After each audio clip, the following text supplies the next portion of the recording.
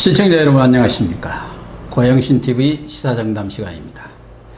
고성에서 발화된 산불이 강한 바람을 타고 번지면서 인제, 속초, 옥회, 동해 등 5개 지역을 휩쓸면서 530여 헥타르, 축구장 730배가 넘는 산림을 불태웠고요.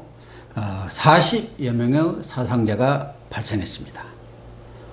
주민 수천 명이 대피를 하고 가옥과 창고 등 400여 채가 불에 다 잿더미로 변했습니다. 소방당국을 비롯한 관계당국의 진한 노력으로 큰 불은 잡혔습니다마는 산불 피해를 입으신 피해자 여러분들께 심심한 위로 말씀을 드립니다. 오늘은 이진권 교수님을 모시고 무소불위의 권력을 휘두르고 있는 민노총의 문제점과 대책을 좀 알아보도록 하겠습니다. 이진권 교수님. 예. 민노총이 지난 3일 국회 환경노동위원회 김학용 위원장과 고용노동소위 참관을 주장하면서 김명한 위원장이죠. 김명한 위원장과 한 300여 명의 그런 민노총 노조원들이 국회에 진입을 시도하면서 이를 제지하는 경찰을 폭력으로 이렇게 행사를 하고 또 국회 담장, 철제 담장 있지 않습니까? 예. 그걸 18m나 무너뜨리면서 언론 표현으로 하면은 난동을 부렸다. 예. 이렇게 지금 나타나고 있어요. 예. 이러한 폭력, 난동행위, 민노총의 무소불위의 그런 행태에 대해서 어떻게 보십니까? 그 민노총이 갈수록 말이죠. 기고만장해서 뭐냐면 아마 이런 게 있을 거예요. 현 문재인 정부를 누가 만들었는데, 그러니까요. 그 촛불 집회 누가 그걸 이끌었는데, 그 핵심 세력이 누구였는데, 그러니까 우리가 정권을 만들어줬으니까 이제 빚 갚아야지. 청구서 내미는 거죠, 예, 청구서. 그런데 그 정도 그냥 청구서도 아니에요. 뭐냐면 보니까 문재인 대통령이 우리한테 백지수표 준 거야. 그러니까 우리 맘대로 요구할 수 있어. 뭐 이런 식인 것 같은데요. 정말 이 나라에는 제가 생각할 때는 민노총밖에 없는지. 예? 그래서 민노총 공화국이라는 말도 나오고 있습니다. 그래요. 그러니까 그럴 만도 하죠. 그래서 저는 이제 요새 보니까 대한민국은 힘 있는 세력이 본래 어떤 국가든 가장 강력한 물리력을 행사할 수 있는 폭력을 합법적으로 행사할 수 있는 그런 조직은 뭐냐면 군대, 그다음에 국가 공권력이거든요. 그렇죠. 예? 근데 요즘 보니 민노총이 이 물리력, 폭력에 있어서도 민노총을 능가할 그런 조직이 없는 것 같아요. 도대체 어떻게 노동조합이 폭력을 과시해가지고 경찰을 때리지를 않나? 그 방패를 다 떼지를 않나? 이게 어떻게 된 겁니까? 어쨌든 민노총 보면은 뭐 안하무인, 예. 법치 무시의 행태, 예, 그렇죠. 정말 도를 넘어선 것 같아요. 그런데 방금 말씀드린 국회에서 그 난동을 부려가지고 경찰관들한테 폭행을 막 저지르고 국회로 막 물리력으로 진입하려고 해서 25명을 연행을 했어요. 김명한 위원장을 비롯해서. 그런데 11시간 만에 다 풀어줬어요. 그래요. 그러니까 뭐 혐의도 인정하고 도주 우려도 없고 증거인멸로도 없다. 왜 증거인멸의 염려가 없겠습니까? 어쨌든 이런 일을 국가가 해도 되는 겁니까? 아니 공권력이 이렇게 무시를 당하고 공권력이 아주 무력화되는 그런 상황 속에서 이런 분들 불법 탈법 시위를 했으면 거기에 따라서 응분에 조치를 취해야지. 뭐 이랬던 나가세요. 이렇게 한 거 아닙니까? 저는 제가 잘못 읽었나? 11시 10분인가 잡아가가지고 0시 몇 분에 풀어줬다고 그래요. 근데. 언론 보도를 보니까 11시간 그 11시간은 붙잡고 있었답니까? 증거인멸의 우려가 없고 도저히 우려가 없다. 그러니까요. 예? 그 다음에 여러 가지 이제 이미 증거, 현장 상황이라든지 그 내용은 전부 이미 파악이 다 됐다. 그러니까 풀어줄 수 있다. 이런 논리거든요. 네. 그럼 박근혜 대통령은 증거인멸이나 도저히 우려가 있어서 그럼 그 양반들은 도망가면 어디로 갑니까? 그 다음에 이명박 전 대통령이라든지 그 당시에 그 정권에 있었던 그 요직에 있었던 인사들 김기춘 실장이라든지 조윤선 그때 청와대 그 정무수석이었죠. 예, 문체부 장관 블랙리스트로. 그렇죠. 그런 사람들은 다 도망갈 뭐 외국으로 도망갈 그게 돼 있었나. 그다음에 그러면서도 이 정권이 웃기는 게 또 김은경 환경부 장관 전 장관이죠. 이분은 또 신공 인멸과 도저히 우려가 또 없다네요. 이분은 없어서 구속을 안 했죠. 이렇게 무슨 잣대가 자기 편은 다 풀어주고 고무줄 잣대네.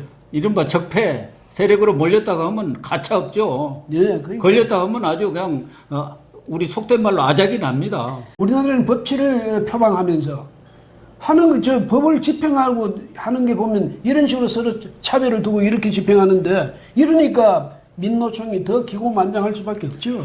아니 뭐 법치 무시 뭐 다 좋은데 최소한 또 공권력이라고 한다면 뭐 자기들한테 폭력 행위를 한 것은 말할 것도 없고 그럼 불법 시위를 하고 투쟁을 하고 폭력 행위를 저질렀다고 하면은 적어도 그에 응분에 조치를 취해야 할 거 아닙니까? 그래서 민노총이 저런 정도의 법 위에 존재하는 그러한 민노총이 된 것은 저는 정부의 이 문재인 정권의 아주 뭐랄까 스스로 정권이 자초했다고 봅니다.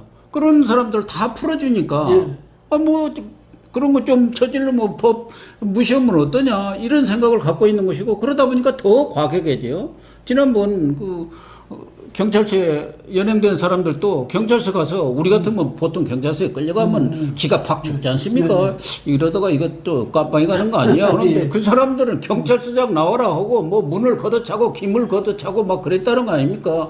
하다못해서 그 취재하는 기자들 멱살 잡고 뭐 해갖고 행패를 부릴 정도로 이건 도대체 무슨 뭐라고 합니까? 무슨 조폭 집단이라고 하면 또 그 사람들이 또 뭐 어떻게 저한테 뭐 해코질지 모르겠지만 능가하는 거 아니에요? 근데 조직을 가진 어떤 특정 조직이 만약 어떤 폭력을 행사하면 그게 조직 폭력입니다. 그렇죠. 그걸 조폭이라 그런 거예요, 줄여서. 그런데 지금 엄청난 힘을 가진 민주노총 그런 조직을 가지고 그 조직의 조직원들이 폭력을 행사하고 있잖아요.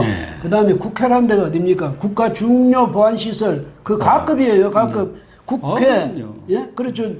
정부 중앙청사, 대법원, 또 국정원 청사, 국방부, 그 다음 국회 이게 6개 이게 보니까 가급이더라고요. 이런 중요한 보안시설이에요. 그래서 경찰이 여기 상시 경비하고 있지 않습니까? 거기에 그 건물을 훼손하고 들어가서 파괴하고 그럼 어떻게 하자는 겁니까? 이 국가 보안 시설을 이렇게 공공연히 파괴하고 들어갔는데도 보니까 우리 다 이미 조사 끝났으니까 나가세요. 그러니까 그 말도 안 되는 소리고 민노총이 뭐 현 정권의 탄생에 1등 공신이니까 청구서를 들이미는 건 좋아요. 그러나 정당한 것은 뭐 수용할 수 있으면 수용해 주는 건 좋지만 그런 식으로 이렇게 뭐 과도하고 무리한 이런 요구 또 행태까지를 봐주라는 건 국민들은 그걸 요구하지도 않고 국민들이 용납도 하지 않는 상황 아닙니까? 더군다나 저는 이런 그 민노총의 행태가 지금 집권 세력들이랄까 그 사람들의 그 운동권의 뿌리가 같고 또 이념적인 그런 성향 그런 뿌리가 같아가지고 그냥 모른 척하고 봐주는 측면도 있지 않나 하는 생각이 들어요. 그러니까 이번에 이 사람들이 또 한 것도 보면 이제 국회 환노위에서 탄력 근로제 이제 이 문제 이제 법을 좀 개정할 것을 논의하고 거기다 최저임금제 급격히 이제 인상하는 거 이 문제에 가서 진짜 논의를 하겠다는 근데 논의 자체를 하면 가만 안 두겠다는 것 아닙니까? 그렇죠. 논의하지 마. 그럼 국회에서 논의 안 하면 어떻게 합니까? 그래서 이 사람들은 논리가 뭐냐면 우리가 요구하는 거, 요 조건을 들어준다는 전제로 우리는 대화를 하겠다. 그 다음에 만약에 들어주지 않는 그런 문제라면 우리 이 생각하고 다른 생각을 하고 그걸 논의하겠다면 국회든 어디든 용납하지 않겠다. 아니면 파괴하겠다. 이런 식의 논리가 되면요. 이 민노총이 자꾸 이렇게 과격해지면 결국은 나중에 되면 그 피해가 어디로 돌아가냐면 돌고 돌아서 결국은 민노총 자신들한테 돌아가는 거예요. 일자리 없어지면 어디 가서 그 큰 소리 칩니까? 나라가 스스로 무덤을 파는 일이라니까요. 그러니까 방금 말씀하신 대로 이런 사회적으로 여러 가지 그 논쟁이 되고 있는 최저임금 문제라든가 탄력 근로제 이런 것들을 해결하기 위해서 사회적 대타협을 하자는 차원에서 경사노위라는 거, 경제사회노동위원회, 타협위원회예요. 거기서 좀 같이 정부 측, 경영자 측, 또 민간 측, 또 노조 측 이렇게 합쳐서 모여가지고 좀 여기서 논의를 하고 사회적 대타협을 이뤄내야 한다. 그래야만이 우리 경제가 새로운 도약을 할 수 있고 미래지향적인 지속 가능한 경제로 나아갈 수 있는 것 아니냐. 그런 데서 어느 정도 탄력 근로제라든가 또 최저임금 개선 문제 이런 것들도 합의를 봤는데 거기에 대해서 지금 민노총만 자기들이 입맛에 안 맞다. 자기들은 그런 거 찬성 못 한다 하고 나와버린 거 아니겠습니까? 탈퇴를 해서 지금 그것을 경사노위에서는 합의가 안 되니까 민노총이 빠져버리니까 결국 그래서 국회에 넘어가서 국회에서 이제 논의를 하는 과정에 있는 거 아닙니까? 탄력 근로제만 하더라도 지금 뭐 3개월 정도 그 기간을 두었던 걸 탄력 근로제 그걸 이제 기업 측에서는 한 1년 정도는 해야 한다. 그러나 이제 중간 정도로 해서 6개월 정도로 합의가 된 거거든요. 그렇잖아요. 그렇죠. 우리 근로라는 게 여름 장사가 있을 수 있고 겨울 장사가 있을 수 있고 또 일주일 또 아주 바쁘다가 또 그 좀 일이 끝나면은 무슨 게임 산업이라든가 이런데 한 달 정도 바빠서 무슨 그런 게임 기기라든가 뭐 그런 모델을 만들어내면 또 좀 쉬고 그렇기 때문에 그것을 주 52시간으로 딱 근무를 묶어 놓으면은 이거 안 되잖아요. 거기다가 이제 그렇게 돼서 그걸 어기면은 지금은 처벌까지 받기 때문에 기업으로서는 이렇게 기업을 옥죄는 법으로는 기업을 운영할 수 없다 해서 그 어느 정도 타협을 한 거 아닙니까? 그걸 반대하고 있는 거 아니에요. 그러니까요. 이게 이거 계절적 수요도 있을 수 있고 지금 말씀하신 대로 주문에 따라 달라지는 것 아닙니까? 그렇죠?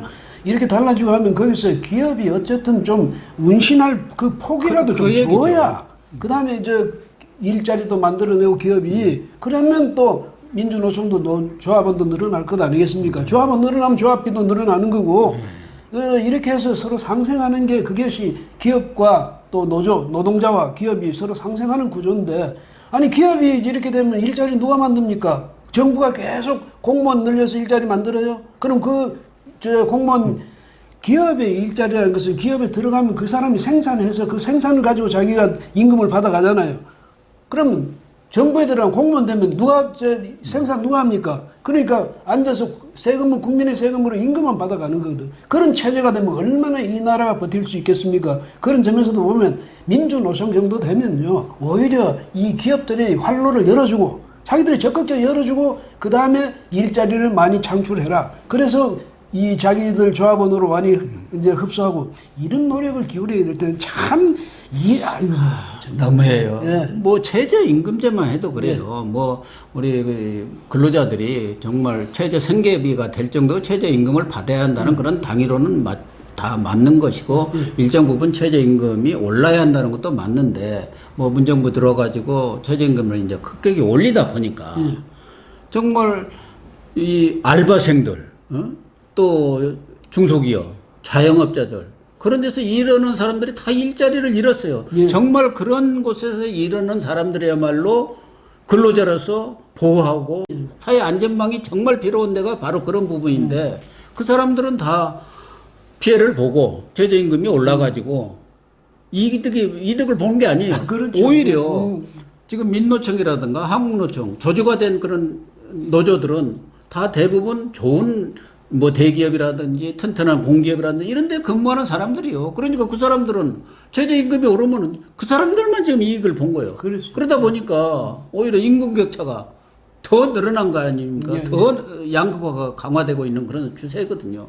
그런 점에 대해서 우리는 이제 이런 민노총이라든가 뭐 이렇게 조직화된 거대 노조들에 대해서 귀족 노조라고 하지 않습니까? 그 사람들 뭐 거의 웬만하면 그냥 6, 7천 정도가 아니라 1억 이상 받는 사람도 부지기수고 뭐 또 그렇게 받아가지고 또 골프로 치고 다니고 그런 분들이에요. 그래서 그게 다 우리 경제 발전의 성과 아니겠습니까? 그래서 노조원들이 그렇게 많은 뭐 임금을 받는 자체에 대해서는 불만이 없어요. 왜냐하면 그러자고 다 돈을 벌고 기업도 활성화시키고 경제도 발전시키고 하는 거니까. 그러나 이 조직화된 그런 민노총 같은 그런 이 강력한 힘을 가진 노조에 들어가 있지 못한 수많은 노동자들은 상대적으로 거기서 이 소외되고 있다. 이거를 이제 노조 측이 뻔히 알면서도 그래요. 그 다음에 이제 이 노조 측도 문재인 정부에 대해서도 꼭 이제 좀 지적해두고 싶은 것은 뭐냐면 문재인 정부가요 앞으로 이 집권 기반을 계속 강화해가면서 안정적으로 국정을 이끌어 가려야 하면 경제가 좋아져야죠. 근데 민노총이 이렇게 뒤흔들어 놓으면 경제가 앞으로 좋아질 리가 없습니다. 점점 더 안 좋아지겠죠? 당연하죠. 네. 오늘 발표된 삼성전자 1분기 네. 영업이익이 지난해에 비해서 63% 정도인가? 제가 그렇게 60% 얼핏 그렇게 본 것 같아요. 그래 반토막이 난 거예요. 그렇죠. 예. 사실 삼성전자 하면은 반도체라든가 디스플레이 뭐 이런 사업들로 우리 경제를 지탱하는 어떤 기둥 역할을 그렇죠. 해왔거든요. 예. 지금 이 기둥이 무너지고 있는 상황 속에서 대기업 그런 그 좋은 직장에 있는 노조들만 계속 자기 밥그릇 더 챙기겠다고 이렇게 싸움을 벌인다고 한다면은 과연 우리 기업은 물론이고 우리 국민 경제가 지탱을 하겠습니까? 예, 그래서 이 민노총은요, 이렇게 계속 이렇게 함으로써 결국은 누구를 가장 그 곤경에 빠뜨렸냐 하면 문재인 정부를 가장 큰 심한 공격에 빠뜨립니다. 그러면 그것이 어떻게 되겠습니까? 돌아오면 결국은 자기들이 힘 빠지는 것이 다 되잖아요. 자기들은 뒤에서 문재인 정부를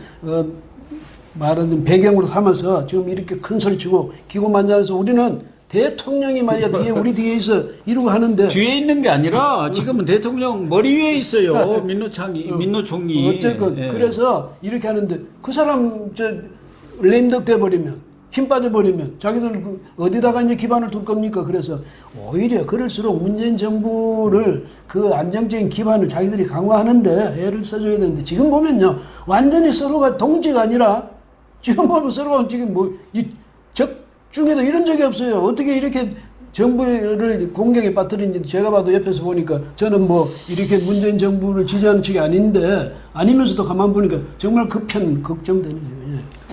그러니까 민노총이든 한노총은 좀 온건한 측에 네. 들어갑니다만은 이 경사노이도 그렇고 어디든 간에 서로 이해관계가 다르면은 거기에 따라서 협상을 통해서 타협하는 그런 기술을 발휘해야 하는데 민노총의 경우는 협상은 없어요. 기업에 대해서는 무조건 투쟁, 정부에 대해서는 시위 이걸로 해서 밀어붙여서 자신들의 요구를 관철해 오는 거. 그런 것이 아주 일상화되어 있고 그러다 보니까 민노총 내에서 사실은 상당히 온건파들도 이렇게 목소리를 높여가는 과정인데 지금은 그런 목소리마저도 싹 없어졌다는 거예요. 그저께인가 임시 대의원대회가 있었어요.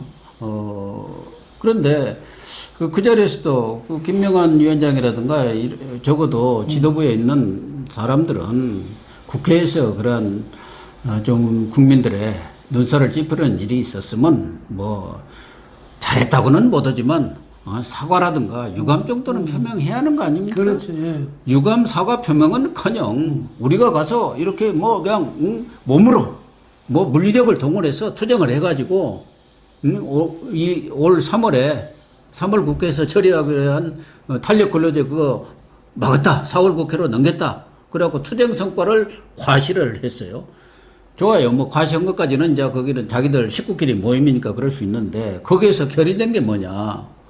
4월 총력 투쟁이에요. 그러니까 춘투를 시작하겠다는 거 아닙니까? 춘투. 지금 아까도 뭐 삼성전자 얘기도 했지만 지금 우리 기업의 사정이라든가 경제 상황이 어떻습니까? 트리플 마이너스라고 하잖아요. 소비 투자 뭐 이런 부분들 수출이라든가 이런 부분들이 다 지금 내리막길로 있는데 자기 밥그릇 챙기겠다고 4월 총력 투쟁에 나선다는 거 아닙니까? 그 말씀하신 대로 그렇게 될 경우 뭐 문재인 정부한테 도움이 됩니까? 우리 국민들한테 도움이 됩니까? 그게 황금말을 낳는 그 거위 이야기 하시잖아요. 근데 지금 민노총이 저 하루에 하나씩 빼가지고 우리 안 되겠어. 저거 배 갈라서 우리가 다 먹자. 그 얘기를 하니까. 이런 식이 됐어요. 이런 식이 되니까 이게 정말 큰일이고 저 사람들도 하나 뭐냐면 야 우리가 누구야? 정권을 우리가 광화문에서 정권 둘러엎은 세력이야. 어디 우리를 만만하게 봐, 우습게 봐, 해볼까? 이런 식이 되는 것 같아요. 지금 그렇게 국민들은 그런 식으로 인식을 하게 될 거란 말이죠. 민노총이 아마 저래서 저렇게 기고만장하고는 이렇게 인식하게 되는데 사회 또 국가에 대해서 이 세력이 클수록 자기들 책임의식도 더 키워야 되는 것 아닌가 저는 그렇게 생각이 됩니다. 예. 그러니까 지금 민노총에 하는 그런 행동은 저는 노동운동이 아니라고 봅니다. 예를 들면은 과거 우리가 경제 성장 과정에서 워낙 뭐 이런 자원이 없다 보니까 압축 성장을 하고 그 과정 속에서 노동자들이 많은 어려움을 겪은 것은 사실이에요. 그래서 전태일 열사 같은 사람도 나오고 그러나 이제는 우리 경제가 어느 정도 성장하고 또 민주화되는 과정에서 노동 분야 그 근로자들에 대한 권익도 보장이 뭐 완벽하지는 않지만 그래도 보장이 될 만큼은 됐다고 보는 거거든요. 그렇기 때문에 더군다나 이런 거대 노조 조직들은 약자가 아니에요. 사회적 약자가 아니라 오히려 지금 강자, 최강자죠. 예. 최권력자라니까요. 그런데 이분들은 노동운동이 아니라 정치 행위를, 정치 투쟁을 하고 있는 거 아닌가 그런 생각이 들어요. 그 사회적으로 이 이니셔티브를 누가 쥐느냐는 예, 그런 헤게모니 싸움 같아요. 그렇잖아요. 그 뭐 어떤 헤게모니, 권력 헤게모니. 그러니까 일종의 권력 투쟁 같은 양상을 지금 보이고 있는데 뭐 거듭 말씀드리지만 권력 투쟁을 해서 정권에 대해서 노조가 이겼다 칩시다. 그다음에 어떻게 됩니까? 정권이 무력화되고 노조의 힘이 극대화되면 그 사회는 질서 무너지겠죠. 기업 활동 무너지겠죠. 그러면 그 어디다가 이 민노총의 발판을 만들려 하는지 제발 좀 그런 점에서는 좀 스스로 좀 자제하고 뭐가 우리에게 진실로 이익이 되는 것인지 이걸 좀 생각하는 그런 노력을 좀 기울여 줬으면 좋겠습니다. 예. 그런데 이제 정치권도 사실은 이제 내년 총선이 있지 않습니까?